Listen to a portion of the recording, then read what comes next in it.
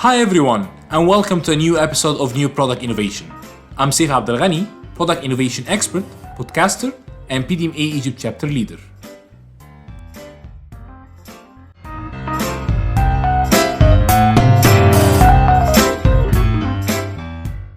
Welcome everyone to a new episode of New Product Innovation. Today we have a dear guest, Andrea Bergamini, the Category Director for the Wellbeing product line for Electrolux Europe. Andrea, welcome to the new episode of New Product Innovation. This is the first time we're hosting these episodes in English, so I'm very much happy and excited to record the first episode with you. Welcome. Thank you very much, Saif. It's really an honor for me to be part of it. I'm really excited, and also the topic is really excited. So looking really forward to this time together. Thanks a lot, Andrea. So we are discussing more about new product innovations, and one of the key things we have been seeing so far across the last few years is that there are lots of key pitfalls that endanger product innovation. And if you wanted to summarize more into 5 or 6 points, what are the 5 to 6 key pitfalls that endanger product innovation to support also our listeners to understand how can they take care of these points and make sure that this doesn't happen during the regular innovation development projects they're running? Yeah, I think this is really interesting. As you said, recently we have seen that, especially in the latest times we're living in, that's really important to have a very clear and sleek product innovation process. And of course, there are some hiccups that can happen during the process and during for the projects. And based on the experience I had so far, let's say what I can think, especially in the start, I would say that the moment we do a brief, the moment we start the project, even before the starting of the project, I think it's really important to have in mind why we're doing that. So to me, the first pitfall is clearly not starting from the consumer, but maybe starting more from internal needs. So you always need to have the consumer in mind, because at the end of the day, this is what will make or break your project and your whole process of delivering that project that you're after. That's a key important point. But how would you say that looking at more the consumer that this is something we can start with? And yeah, here I think it's really important to listen to our consumers. And actually, the most important thing sometimes is remember that we are also consumers. So depending on the project you are on, whether it's a product or a service or a software, you really need to think with the eyes on the consumer in mind. And um, we want to know, or let's say we know as managers, as a company, depending on the strategy we're after, we want to know what kind of consumer experience we want to deliver. Hence, that's where we want to start. The way to do it's sometimes it's just listening to our consumers, using the marketing resources we have, use the consumer research we have, and maybe conducting focus group. Really try to understand what is the consumer trying to solve with your product or your service. Why are they hiring you or your product to solve their issues or to make their life better? That's kind of the guiding light that should always be there under every project we start. So we can say it's more about seeing what are the pains that the consumers are having and trying to reflect that. So to solve that kind of consumer pain points, what the consumer is trying to achieve, and trying to have that as the center point before we start even thinking about developing a new product, because it all starts with the consumer at the end of the day. Yes, it all starts with the consumer, and it all starts on how great can make the consumer experience. I mean, you as a company, you have a target in mind. You know what is your role in the competitive environment, and what is the positive feeling you want to associate yourself with the consumers. And hence the question is always, how is this project, this product or service making me closer to where I want to be, to the company or the project or the product that I want to be. To me, this is key. And if you don't have that at the beginning of each project that you're doing, I really see difficulties in making it successful, to be honest, because it becomes some sort of technical gap filling, which maybe it's not relevant for the consumer. It may be relevant for some internal policies somehow, and then at the end it will not fly. Yeah, exactly. So it's more about finding a problem to solve rather than having a solution and finding a problem for that solution to work on. Yeah, exactly, and also make the experience better. Sometimes it's not only about the problem. Maybe it's just about making some process of your daily life better and more enjoyable.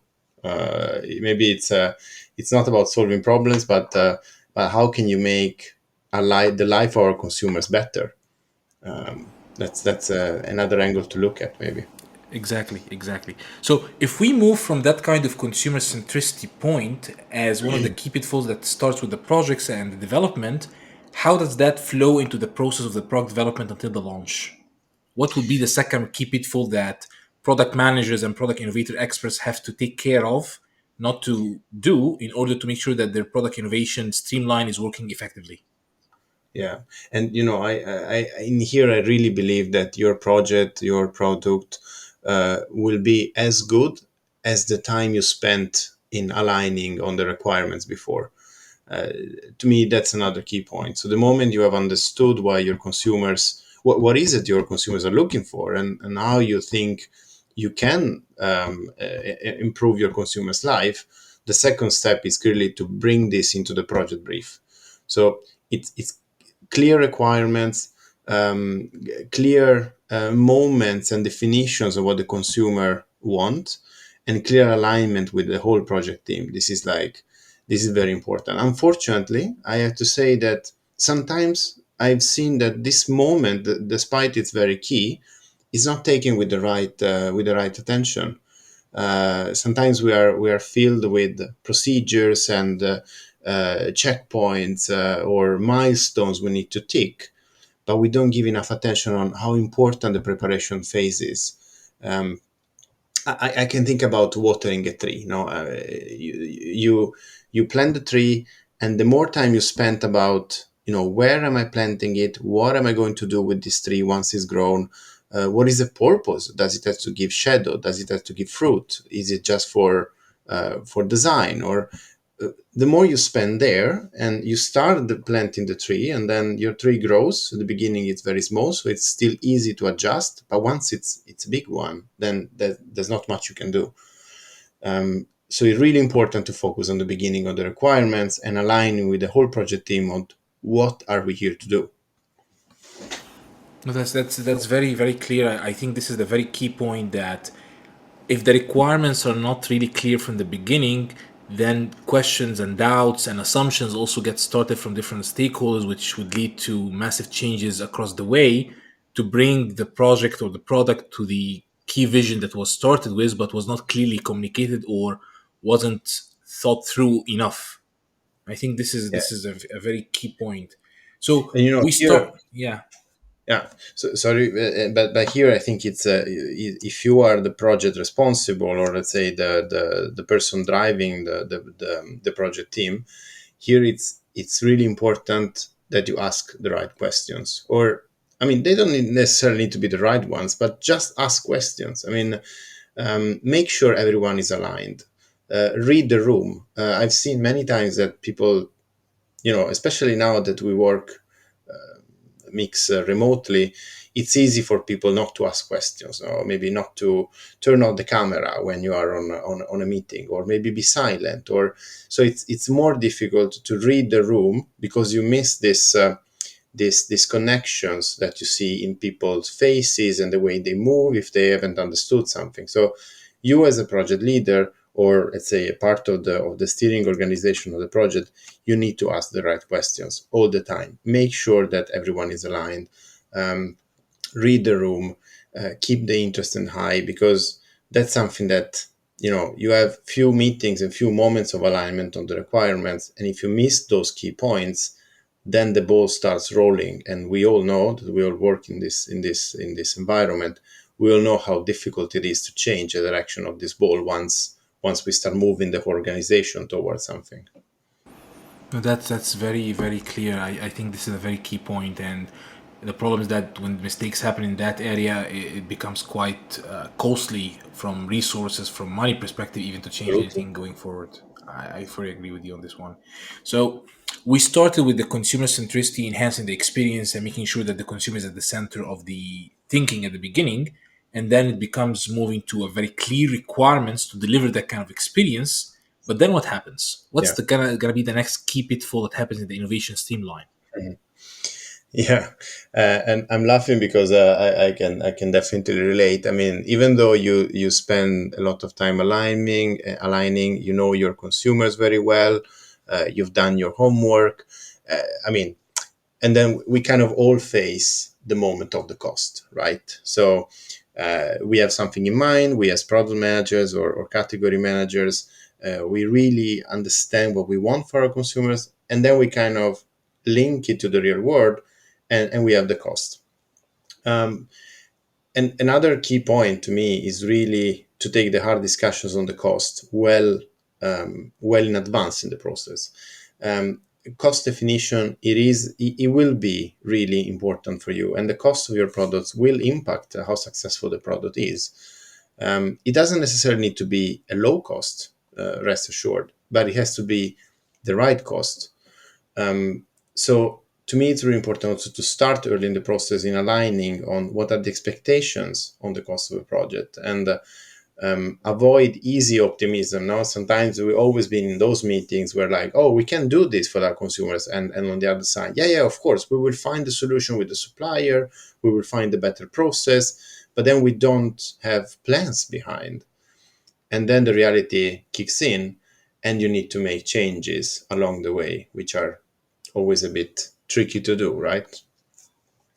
Yeah, I fully agree with you. I think being very much optimistic at the start and just wanting to kick off without clear understanding of the risks and clear understanding of the situation we're in gets people very excited that you start with a certain optimism with a cost level and certain profitability and end up before the launch with a massive issue that this was not aligned and the resources were not allocated enough to work on the things that should have delivered that kind of expectation from the start, or the start actually was not really realistic. Yeah, and actually, once you are in this situation, when the cost is in, and once the cost has gone up, or let's say it's gone in a different direction versus what you thought, then we all know it's very difficult to make it to change it, because as we said before, the ball is rolling and the organization is rolling. So once everything is moving already, it's difficult to stop and reassess. And and since this can most likely not happen, you are left with either to cancel the project and start all over again, which of course it's not desirable, or you need to start compromising. Either you compromise on the profit for your organization, or you compromise on the consumer experience. And to be fair, in both cases, this leads to a failure. Either you will have a non-satisfying project from a financial point of view, or you will not meet your consumer expectations. Hence, it will not be a successful project once it hits the market. So this is really, I mean, this is super key that you align beforehand, but also I would say keep a reiteration with your project team. Keep it agile. I mean, make be best friend with your controllers, best friend with your R&D team, so that you're always there when something is not going in the right direction. So you can always have the right time to steer and align before it really hits the project itself, and it becomes a problem that it's too difficult to overcome. No, I fully agree with you, and this goes back again to the clear requirements part because I think if we know Absolutely. that this is something that is not achievable, then we have to work again on the requirements to make sure that we are not either over complicating things and over adding things that may not actually deliver more on the experience part and we're just adding ad hooks, or we are actually underestimating our own requirements and maybe we need to go back again to the drawing board. So I think keeping the agile part is as you mentioned is critical because at that stage during the project when it's that early it's easy to do some changes and iterations. But once in this kind of heavy, in some of the indices that are heavy indices, including machinery and tools worth of millions of dollars, if these things are not clear before we start investing and creating the tools and the machinery, it will become massively costly to change over, and then becomes not just a failure in terms of profitability, but also a failed investment. Yeah, and then you will end up having something which is not either good for the company or good for the consumers, which are both equally bad, I would say. No, you're 100% right. I think also in these kind of conditions where costs are going up in crazy ways because of the changes and the economic situation, also this becomes key and very critical when developing any new product. Absolutely, yeah. Yeah. Yeah. So we moved from the start of the consumer centricity, then to the clear requirements, then understanding the cost level that would deliver this kind of experience to the consumer, and making sure that this is key planning part. Then what comes afterwards? I'm very related to the cost. It's I think, I mean, the other side of the cost is quality, right? So um, quality has a cost in the sense that nowadays, I mean, no one is really willing to accept poor quality, or there is this kind of expectations that once a project or a program or a software or a service is delivered, consumers expect already it having a very high level of quality. We see, I mean, it's not news anymore, but of course, during the last 10 to 15 years, the power shifted a lot to the consumer. So they're able to tell already from the very beginning of a new product introduction if that product worth their money and their time and their attention, or it doesn't. So quality, it becomes super relevant. I mean, it's something that has to be there all the time, and it can really make or break your project, and you cannot allow that, obviously, especially if you don't have the right assessment moments, I would say. Now this is very key point here. Also, it's not just from even the execution level as we go during the project phase, but even early at the start, if if the organization and the team who's doing the project is not doing, as you mentioned, the right assessment from the start, ensuring that all the learnings that happened before is introduced into this kind of assessment in order not to repeat even the mistake that happened before. I think this is also something that in organizations that are hugely massive and working in different continents, in different product lines, having that kind of harmony of knowledge transfer is quite critical. Absolutely, and I would say, this is very. I think this is very key because it of course applies to big companies, big corporations that have tons and hundreds of thousands of examples. But it does apply also to the small companies, I would say. Even if you're a startup, I mean, the world we live in now, it's a world of almost open information, I would say, in majority of the parts of the world, which means that you can access a set of failure and set of success cases from other industries and other companies, and you should learn from them. Um, Now I'm thinking, I will not, of course, mention any brand, but there are some, we know, I think, some examples of software or services that the moment they hit the market, they didn't have a high level of quality. And I think every one of us can mention at least one or two. And this is, to me, it's very clear, because if you make it wrong, then consumers and organization will remember that. I mean, the market will know if you have a poor quality process in some way or another. An equally dangerous threat is that you come almost to the ending of your project lifetime, and at the very end you have quality gates, and then something wrong happens. This is like, I would say, really dangerous for a company, because the more you come very close to the launch, the more also the external world knows more about the fact that you're launching. Of course, if you're a big company, it's maybe a worldwide knowledge. If you're a small one, it's maybe more local, but still your relevant stakeholders know that something is going to happen. And if you need to postpone that due to a quality issue, they will also know. The market will know that you had a problem at the very end. And this is probably exactly as dangerous as releasing a product with a quality issue from the beginning. So quality is something that needs to be assessed very strongly at the beginning, but also you need to have um, constant risk assessment and quality gates to make sure you avoid surprises. Then, I mean, we are managers, which means that we have to manage if something goes wrong because it's always unpredictable, obviously. But the more you can plan, then the more you can make it happen in a structured way, the less unpredictable it will become. Yeah, I fully agree with you. I think one of the key takeaways from this point from your side as well is that we cannot assume anything, right? At the end of the day, as you mentioned, there has to be a constant quality gates going forward from the start, making that kind of assessment and not just ticking the boxes that this is okay, but thinking clearly what we want to deliver and what are the risks that may actually compromise that delivery.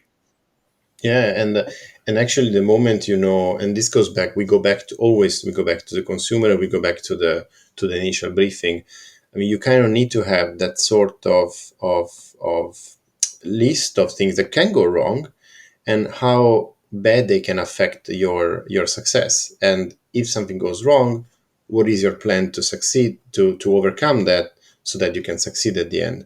So it's vital to have a kind of razor sharp attention to details and trying as much as possible to evaluate all the possibilities that can come and create contingency plans. I think that's also something that we all should be able to do if we want really to have a good project at the end. Nothing happens by chance.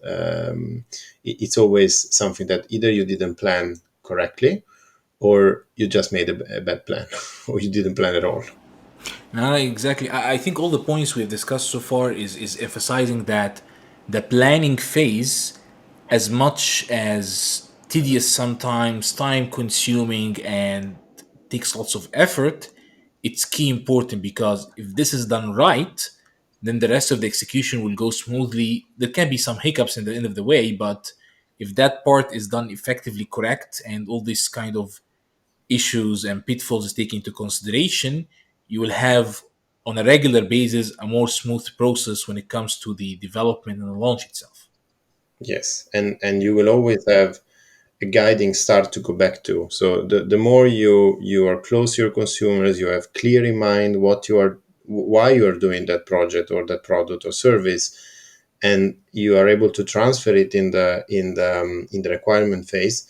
You will always know what is that you want to achieve at the very end, and this will guide you in the toughest decision. I mean, if you have a decision on quality, a decision on cost, you will always remember what is the reason you're doing that project, and that's the one that should drive you in making the decision across the whole process. I fully agree with you, Andrea. I think one of the key points here is that sometimes when you go and ask some of the product managers in different industries, why are you doing this project? Sometimes the answer is only more on the financial part, but the financial result will come at the end of the day if we have the right reasons why we're doing this. It's not just because of the growth, but because of the experience we're giving the consumer, the benefit we're adding there. And as you mentioned, this is where everything has to start. If that start is defined clearly, that these are the benefits we want to deliver, these are the requirements we need for the product, this will be a key successful launch that will deliver the financials at the end of the day. But if it always starts with the financial part only and the consumer comes second, then it becomes a problem, and then you don't know what are you going to compromise on because No, you don't exactly. have clarity on the requirements part. Exactly. At the end of the day, it's more and more a choice. No, consumers choice. They choose to be with you as a company. So you need to give them the right choice. There is plenty of competition, though there are plenty of alternatives. So it's really a decision from a consumer to be with you, and you need to make it clear, and it has to be clear throughout the process. So at the end of the day, if you have a strong consumer foundation and a strong plan that has to be backed up with strong financial, obviously, then your financial will kind of be delivered. Exactly, exactly. So we moved from the start consumer centricity, requirements, costs, risk assessment, and then the development starts and we come before the launch. So if we're talking mainly about the launch phase, because this is a key also item that usually Yes. product managers sometimes miss how the launch can be. So you can have a very good product, but when you go to the launch, lots of things can go wrong. So the product can be quite good, but the planning of the launch itself may get messed up, that it leads to a failed launch and a failed execution in the market. So if we're talking mainly about the launch part, what would be the key points? Yeah, definitely. The launch is another make or break moment, and you can have the strongest plans, and you can have the strongest planning throughout the process, but then the execution, it's always in the detail, and it's always a big part of your success. Um, Here, I have learned, let's say, during the years, that it's very important to value your time. And what I mean is, doesn't matter if a project is big or small, you need to pay attention to it in the same way. I mean, every project has to be treated with the attention that it requires. I mean, you spend time on it. You have invested your company and your personal resources in it. So it's something that you need to pay attention. You need to transmit this enthusiasm behind every project you do. Um, and one thing is the pride that we as product managers have behind the project we deliver, but another thing is how good we are in transmitting this to the organization, and how good we are in driving it to the market. So treat it as unique, even if it's a small one, because at the end of the day, success is built by the big launches, by the big projects, but also with the small ones that day by day kind of need to sell your story, the story of your company, and why you're there for the consumer to make their life better. So full attention on also on the small ones. Those are as critical and as relevant as the big ones. I fully agree with you. I think at the end of the day, it's like, how to say, it's like domino effect, right? You can Yeah. have big splashes or big falls, which comes from the big launches you're doing, but also having these small launches or small executions, incremental ones. If they're done in the correct way, they will become maybe like a domino effect that will actually generate, maybe in some cases, more effect and better effect than just one big launch. So it's not just about having big project, small project. There has to be consistency also in the execution part. You're absolutely right, and you said the right word. I mean, consistency is clearly the key. I mean, consistency in how you treat your projects, how you treat your portfolio, is very key. And actually, I was thinking about another thing, that the more we do projects and the more we let's say provide to the market with new alternatives and new offers and new services and products, our portfolio goes, I mean, increases obviously, and it kind of needs to make sense. So the moment you are delivering a new project, you're bringing a new project to the market, you always have in mind, how is your portfolio looking like? How am I changing? You cannot add products and services to the infinite, right? It will become too much at a certain point. So you always need to have in mind, I'm adding something now to the market, but what am I taking out? What am I substituting this project with? I mean, what is going in phase out, or what is going out of the market because this new things is coming in? And I can tell you, I mean, for a project manager, product manager, that's the hardest part, because we kind of all feel an emotional attachment to our projects, because we spend time on them, and we it's part of our creative effort. So ideally, we would not like to remove everything from the market, but we kind of need to do that because we need to keep in mind the portfolio. Um, and I like the idea of, you need to kind of kill your heroes, so to speak, if you want to create new ones. You cannot keep living in the past, so always have your portfolio under control and know what are you adding and what are you taking back, because it always need to make sense. No, it's very good. I think, as you mentioned, there are 2 points to link here as well. That you cannot treat the project at just phase in, phase out. It has to be building, as you mentioned, the excitement part and the enthusiasm. But I think also when we look at the different organizations and the different product line, different industries, and also we look at the team executing on the ground, sometimes, as you mentioned, they get more attached to the existing products because they're doing so good in the market, and we always have the fear of change. So what if the new product doesn't sell as much good? What if it becomes more difficult for me? So as you mentioned, building the excitement, the enthusiasm of the organization, and having that alignment with the team that having something new is also good because we're enhancing the experience, we're delivering more on the consumer requirements, would make this kind of transition and killing the heroes that you currently have and having a life cycle is easier for the team as well. Yeah, and enthusiasm here. You mentioned enthusiasm is the key.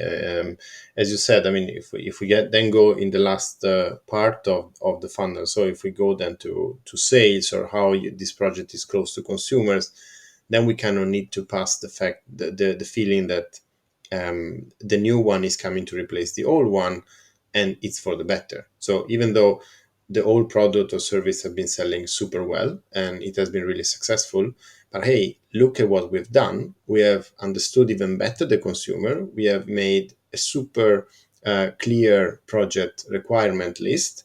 We kept the cost under control and we deliver the best quality. So the next product that I'm bringing to the market is going to be even better than the one you're replacing it with. Hence, if the first one was really successful for consumers, the next one will be even more. This kind of enthusiasm is what needs to be coming from the project team until the execution team, so that it really delivers a success. So it really starts from the beginning, and you need to keep the hype high all the way, so that everyone is waiting for the new project to come, because they cannot wait for the start where they can start really giving it to consumers and interacting with it on the market. I fully agree with you. So that's in terms of the launch part. And usually, when we see any new product launching in the market, it's always about, so why would the consumers choose my products? There are so lots of elements, right? The requirements, having key features and benefits for the consumer. But I think always what the team, in terms of launching organization, is always doing is what value would the consumer put on the product, Hmm. right? And how does that translate? Yeah, this is a key point. I mean, understanding, and one of the most difficult ones, right? I mean, because I would say in the past, or even now sometimes, but thankfully less and less, we were used to the cost-based pricing. No, so we have a certain cost of a product, we add our margin, then that's the price the product goes to the market. But this has nothing to do with the consumer. I mean, you don't know if this price is what the consumer is willing to pay. Maybe you are charging too much. I mean, maybe consumers are not giving that value to your product, or on the other hand, you could have spent your resources on something else that it's much more valuable for the consumer. Hence, we need to shift. We need to shift the way of looking at our cost structure from a cost base to a value base. What is the consumer looking for? What is the job that they're looking to solve? Hence, what are they valuing the most? Where should I spend my money from a company perspective in research and development to really hit when the consumer what the consumer matters the most? This is the shift we need to do, uh, because it will guide us also on what to focus our resources on, I think.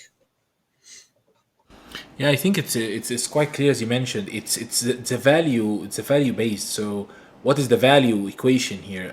Consumers always expect that they want to maximize the value they're getting versus the money they are paying, and as long as they see that the value is worth at least more than what they're paying, they will happily pay it at the end of the day. It's a high cost or high pricing or low pricing, because for them it's not just about the price tag, but what I'm gaining out of it. And I think even now, is with these kind of economic conditions worsening day and by day and day out, having that value equation into the mindset of the team, even from the start, what is the value we're gonna deliver, is gonna help, as you mentioned, taking the tough decisions. What do we cut? What do we keep?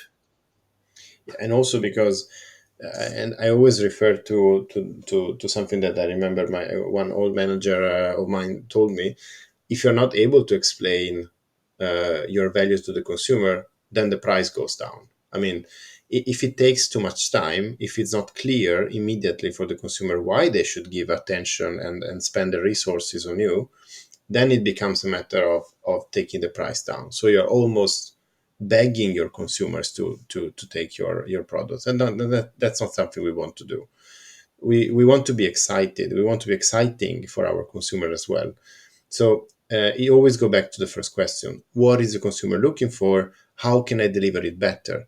Then we're not talking anymore about the cost, because the moment you really hit the bullseye of the consumer need, then it's all about the value that you can deliver. It doesn't matter how much it costs. We've seen it in many examples during the past years in the tech industry, for example. It doesn't matter how much a phone costs to a certain extent, as long as they can really deliver on the consumer expectations and the consumer job that they're willing to hire the product for. Then the price kind of comes second. It's really a mindset switch. We need to, many times, we start the project with a price in mind, and then we kind of retrofit engineer all the costs to keep the price. We need to switch that. We need to start from what is the value that we want to deliver to consumers. Hence, at the end of the day, what is the price we put to the product?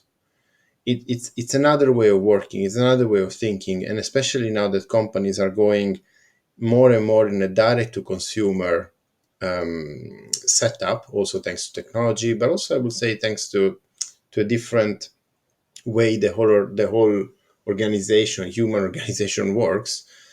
We really need to ask ourselves, why am I on the market? What am I doing to improve my consumer's life? And then, if you really hit that, the price almost doesn't matter. Yeah, it's very clear. I think at the end of the day, what would you, as you mentioned, when you look at the requirements part, if we're adding something onto the product that's actually not delivering value, and consumers are not going to be willing to pay for that, it's better really to replace it with something else and that actually save this costs, but also give some benefit for the consumer as well. So in some cases, I think that part of that big pitfall is that consumers are looking for a certain value, but we're thinking more of adding things that actually may not deliver that kind of value, and the incremental value addition is quite small, but it incurs the product cost significant amount that makes the Exactly. business case in the day quite difficult to absorb. Exactly. I mean, that's precisely the point. I mean, sometimes we I mean, all the people working in the product organizations and the category organization, we become really nerd of our categories, right? So we kind of want always the best performance, the super tiny detail that gives us this additional 0.0001 in the rating that would make us proud. How is this relevant for the consumer at the end of the day?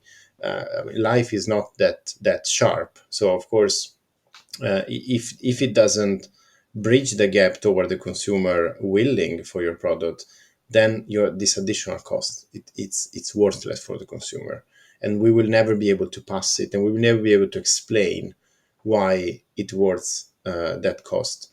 So it's really better to focus on something that consumer matter, deliver on the experience, be true to yourself, so to your company and to your brand attributes, and really stick to that. And you will be sure, rest assured, that consumers will be happy. You will have a successful launch, and your brand will benefit from that. Yeah, I fully agree with you. So if we look at the discussion we just had now, so we started with six key pitfalls. We started first with the consumer centricity, being able to understand the consumer needs and what's the values we want to deliver, and then making sure that this is translated effectively into a clear brief of requirements, having all the stakeholders aligned, and then understanding on the cost level and being very realistic from the beginning and putting the right actions to reach that alignment part. And then, as you mentioned, the risk part, the quality, making sure that we go early on with clear understanding of the quality parts and making sure that this doesn't become an issue at the latest stage before the launch. And then during the launch part, making sure the excitement is there, making sure that we have treat every project launch or product launch with the respective needs and the clear focus that it's not just a big one or a small one. It's at the end of the day, it's a launch that will add more to your brand at the end of the day. And then the last part is regarding more on the value part. So making sure that whatever we're charging for the consumers, that they have to be understanding that what we're charging is something that they're getting more value for it. So at the end of the day, all of this puts more into the ensuring the experience part and delivering the 10x experience for the consumer at the end of the day to have that kind of successful launch in the market. Yes, absolutely. It's all about really that. Start from your consumer. Ask yourself the right question: is it worth for your consumer and for your brand?